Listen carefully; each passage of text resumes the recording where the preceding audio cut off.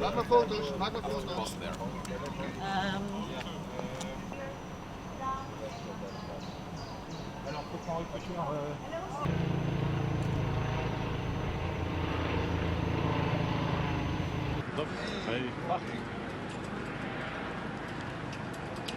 Goed. Countries have to find the money. It's not easy. These are political decisions. I totally recognize that. But at the same time, there is absolute conviction with my colleagues at the table that given the threat from the Russians, given the international security situation, there is no alternative. We've got to do this, really. Good morning, sir. We'll start right here. And in 3, 2, 1. Somebody that's actually asking. Can you believe it? Thank you. That's amazing. So I'll also, for me. That's the picture we want. Yeah. Well, I hope you slept well. It was great. Yeah. Thank you all very much. Thank you very much. Wonderful. Ich gehe davon aus, dass wir heute eine gemeinsame Entscheidung treffen, die NATO in Zukunft mit wesentlich besseren Mitteln auszustatten. Wir werden einen Beschluss fassen, dass die NATO in Zukunft 3,5% und 1,5% zusätzlich für die Infrastruktur zur Verfügung stellt für unsere Streitkräfte.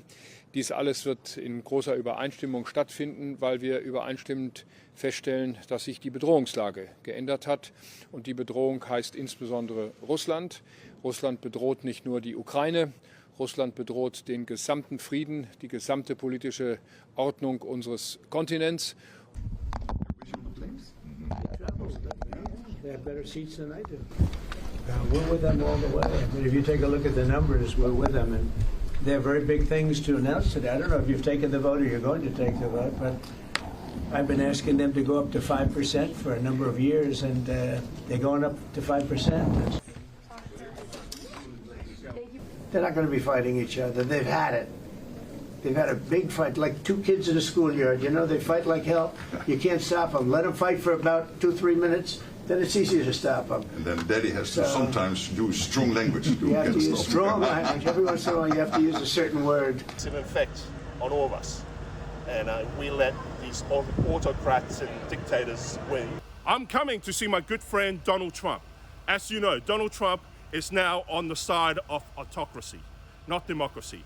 So I'm here to give him encouragement, here to destroy democracy in Europe. Tout ça, on le fait. Quand même le rappeler et remettre les choses au milieu de la discussion, parce qu'il y a la menace russe. Je le disais il y a quelques mois à nos compatriotes, nous le vivons depuis plusieurs années, mais au fond, la troisième guerre russe en Europe a acté cette menace. Do you expect that Russia will be mentioned as a threat or an adversary in a final stated after this summit? It's all, you know, I think Russia is not strong enough to represent a real threat to us. We are far stronger. Handling the figures, creative accounting. You like it? NATO has no business in Ukraine.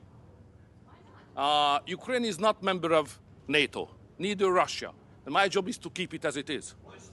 Thank you very much.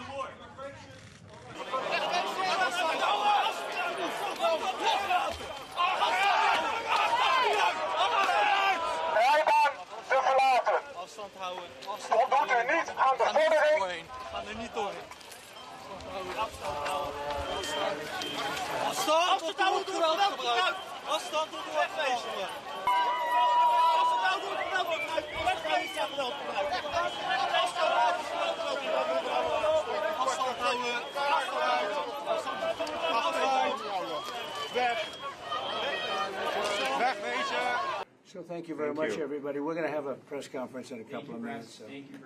Absolutely. You said you would clarify your stance on Article 5 just yesterday. Is that something you can explain I stand today? with it. That's why I'm here. If I didn't stand with it, I wouldn't be here.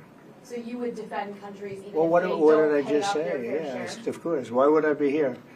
With this plan, allies have agreed to invest 5% of GDP in defense. This is a significant commitment in response to significant threats to our security.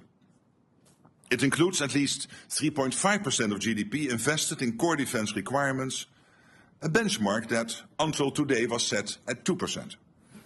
A target that I'm pleased to say all allies will now meet this year or have already met. and ensure that our 1 billion people can continue to live in freedom and security. But I think he's a good friend, and when he is doing stuff which is forcing us to, for example, when it comes to making more investments, I mean, would you ever think that this would be the result of this summit if he would not have been re-elected president? Do you really think that 7 or 8 countries who said, yeah, somewhere in the 2030s we might meet the 2%, we've now all decided in the last 4 or 5 months to get to 2%? So doesn't he deserve some praise? And when it comes to Iran, the fact that he took this decisive action, very targeted, to make sure that Iran would not be able to get its hands on a nuclear capability, I think he deserves all the praise.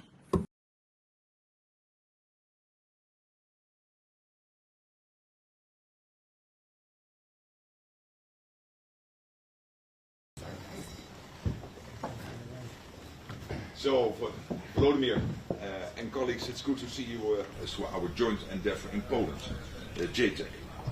And I have military assistance. Several nations at this table here today. Well, on the question of Ukraine, the position in NATO has not changed, nor has my position changed.